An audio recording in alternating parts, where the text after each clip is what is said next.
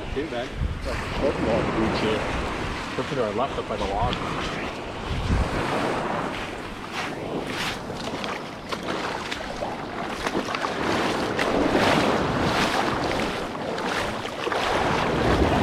Last night we were here yesterday. Yeah. It was a good wind. It was whipping.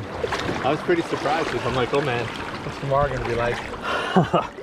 Well, we got a slight swell today. Well, nothing too bad. Ooh, and sun is up nice and high. Morning, Seth. Morning. And beautiful here. We have some audience. We've got Gabby on the beach. Unexpected audience. Unexpected audience. And yeah, I guess some swell action here. Nothing too crazy. Not like the other day. Not like the other day. But beautiful sunrise in Victoria. And the mountains are there. All right, here's the sandy patch for the feet right here. Okay, good. And there we are. So Seth, how's your weekend so far? It's been actually really nice, man. That weather has been bomber yesterday. It's they switched the switch. That was flicked the switch on summer. That was the first day of summer. Yeah, it was beautiful. My daughter, she's been a bit incessant lately on making money and trying to come up with money-making schemes. Nice. And so for the longest time, she's like, Dad, I want to do a lemonade stand. But I'm always like, dude, you gotta wait till it's nice out, because it's just every day she picks it, it's like rainy and like 6 degrees. So I'm like, dude, nobody's gonna buy lemonade today. So yesterday, well, Friday came along, and Friday was really nice, and she's like, Dad, let's do it now. But I'm like, buddy, it's 7 o'clock at night. Let's do it tomorrow. So yesterday she woke up, it was like Christmas morning. She was up at the butt crack of dawn, like, Dad, we gotta make something, like, we need to do this. And so I'm like, all right, we're doing this. And so we went out and we bought the lemonade, we bought the pitcher, we did everything, we made the signs, put up a table. The kid made like almost 50 bucks. Jesus, that's awesome. Yeah. Did you cut the lemons? Did you get lemons and cut them up? No, we did like just a canned lemonade, but I was like, my wife bought like 5 cans of it. Yeah. And I'm sitting in the house and she's texting me, she's like, Isla wants you to make more lemonade. She's almost out, so make another one. And then she just kept doing this. I'm like, what the hell? So I look out there and there's like just people constantly going by. That's awesome. And so she ended up like getting a couple of the other kids in the neighborhood to help her out. Yeah. So when it was all said and done, she took away her expenses. Mm-hmm. And then she like paid the 2 kids something and like netted like 40 bucks profit. That's amazing. Yeah. That's awesome. I was pretty impressed. She was like beyond ecstatic. Like, it's all the parts of the machinery of business that you need. She went and sourced out the product. Yeah. She waited for the good timing of the market. She got employees. Yeah. You know, she sourced out some resources. She did good. She borrowed the money to start off her paid off her debt. Her thing. Yeah. Wow. Good for her. Like money that she wants to put aside. She doesn't want to combine it with her other money. Right. She wants to keep it as her business money. Yeah. And I was like, all right. Jesus, that's awesome. That's really exciting. So that was pretty fun. Yeah. Yeah, that's cool. Whoa. Not wavy, but she's got some breath this morning. It's weird being barefoot and feeling all the rocks. Oh yeah, you forgot your socks this morning or your water shoes this morning? Yeah. More connected to Mother Earth now. You know what's funny? You know, we come down the hill, those containers out there, they look like they're right on the beach. Yeah. And now we're here, and it's they look so far away. And when I watch the footage, when I watch the film, or I should say film, the video, they're just dots in the horizon. Yeah. So funny thing, we talked about the cougars last time. Right. Well, me and Gabby went for a walk around Thetis Lake on Wednesday, and we're walking. She goes, we're not going to run into bears. I'm like, no, we're going to be fine, baby. Don't worry about it. And then there was this, I didn't know the trails were named. I just kind of always just walked around. But I started looking at the signs, like, oh, there's this one trail that was closed forever, always closed, and it was open. So I thought, well, we got to go check that out. It took us up to Prior Lake. Like, I was like, we got to be heading back to the lake sometime, and we ended up at Prior Lake. Now, for those who don't know, Prior Lake is not connected to Thetis Lake. Right. It's a lake that's up the water chain, but it's not part of the lakes. Right. And it's where all the naked people go. Right, yeah. So we got to this one clearing, and she goes, oh, there's people down there. I'm like, yeah, they're all naked. Yeah. Sexy naked people. And they're not sexy naked people. They're just naked old people. Yeah. But then we walked back, and we got back. My knees were aching. Like it was ended up being it was supposed to be a 45-minute hike. It ended up being 3 hours. Get back to the car. It's all night long. My knees throbbing. And then, but it was so funny during the thing. She's like, "We're not gonna run into bears, are we? Or cougars?" I'm like, "Big cougars? No, there's no bears, no cougars." And she goes, "But the signs." I'm like, "Don't worry about it. Everywhere. Don't." They put those signs there. You know, it's just one of those things like they talk about the tsunamis and earthquakes. It's not gonna happen. And then the news report, bear sighted. He was like, family of bears. that was just The perfect. worst hike too. Yeah. Mom and cubs. Yeah. So it's been exciting. We had some people over yesterday to meet and greet of Gabby. Right. And I don't know how it is for her, but I get tired of telling the same story all the time. Mm-hmm. But I've heard her tell the same story about her, her journey from Croatia to the States, to here. What a trooper! Just kept pumping out the same story. Yeah, We'd like to make a card. Here you go. Read this before we talk. Okay. These are the main Okay. bullet points. You have any questions? Just reach out. This is the recap. Yeah. So it looks like we're back to work tomorrow. Yep. There's some movement with the government with the PSAC. Hopefully, I'm hopeful today. I'm really hopeful today because hopeful. tomorrow, if it goes the way, like I've been talking with our executive, and if it goes the way they're talking about making it go, it's gonna be awkward.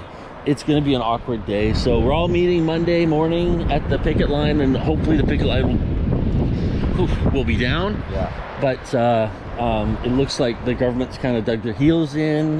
There's been some movement on the PSAC side, but the government's saying this is your final offer.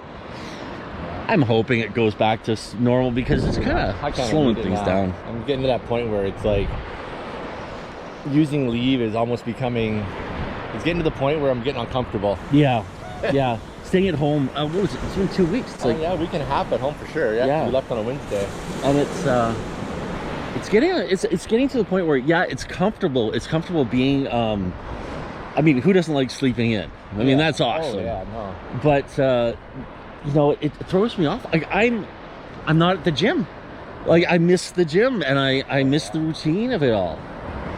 For our side, it's like the potential financial hit that affects us. Yeah. It's like I'm using up sick days right now that I usually take when Isla might be sick because we only get so much family days. Yeah. So if I use up enough of those that I can't take it, then Jen needs to take like 2, 3, 4 days off. Yeah. That hits us with almost like $2,000 worth of income there. Exactly. Right? Exactly. And this is the reality of it is that, everyone's talking about this. The strike is affecting everybody. Oh, absolutely. And even if you're not working for the government, it's slowing everything down. Like you can't get a passport, and I only imagine. I haven't been on a plane in the last couple of days, so I don't know what it's like getting through the airport. But that's all government workers. Being in this is like my first time being in a situation there where it's like we can be affected by strikes. I've always done private before this, and so my mind just starts. I start thinking in the private mind a little bit.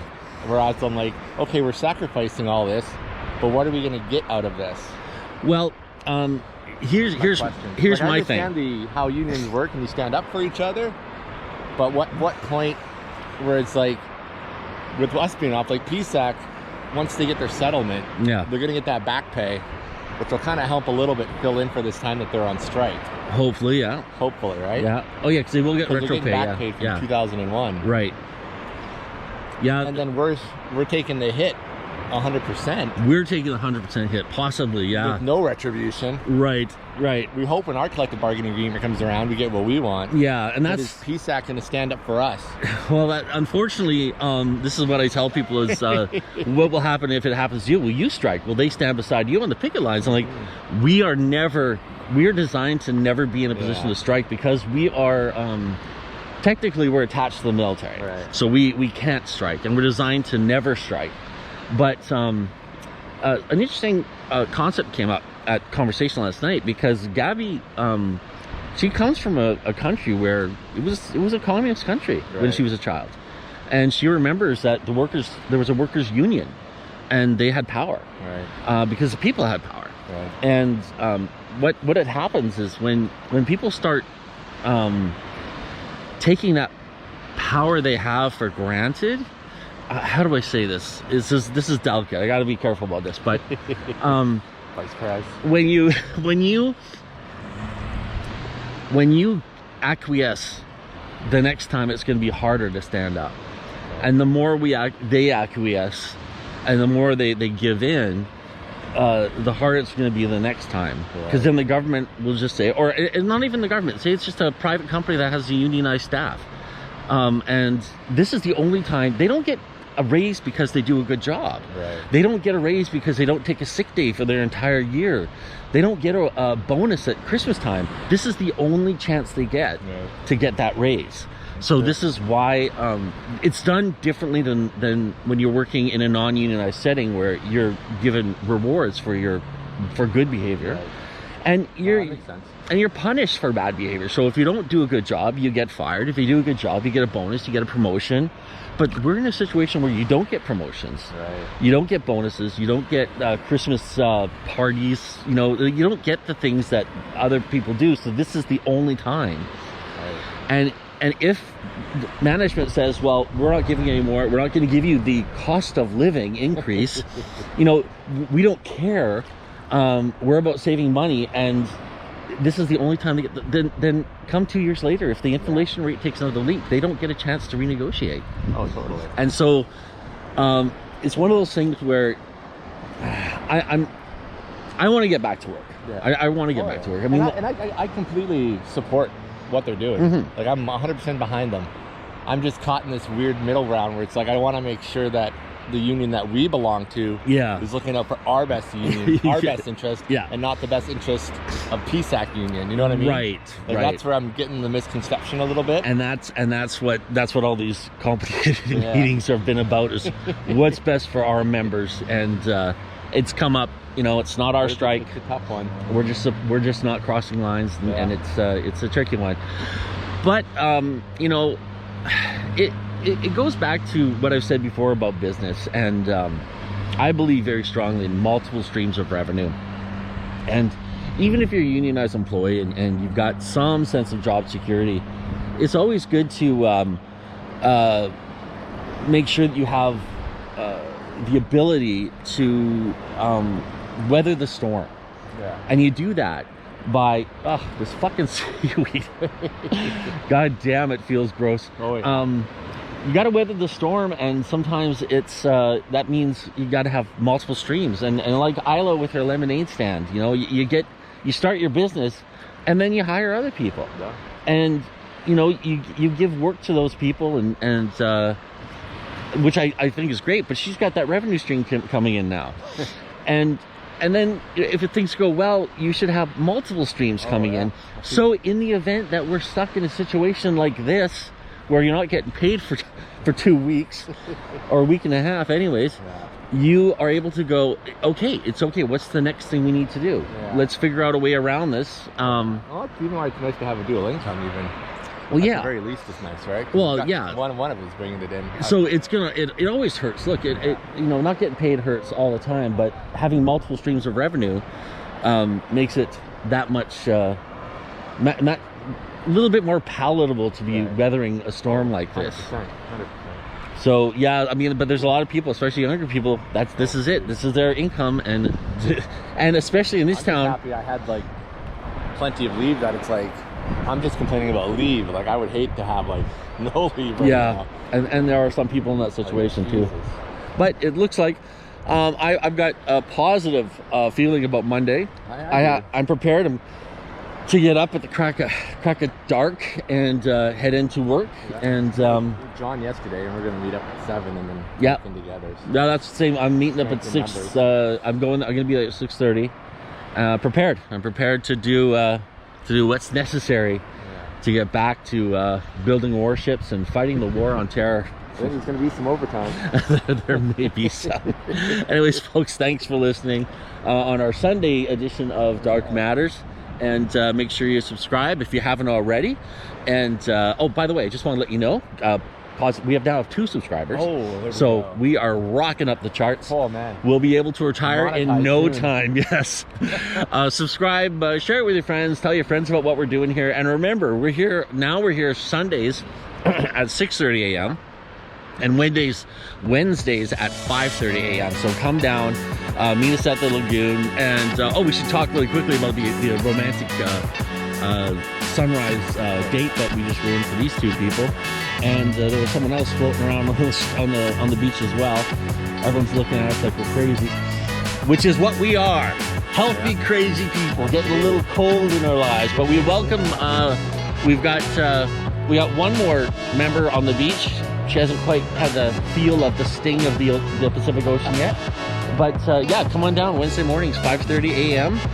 But if you can't come down, subscribe, like the video, and share it with your friends. But the best thing to do, Get in the fucking water. woo!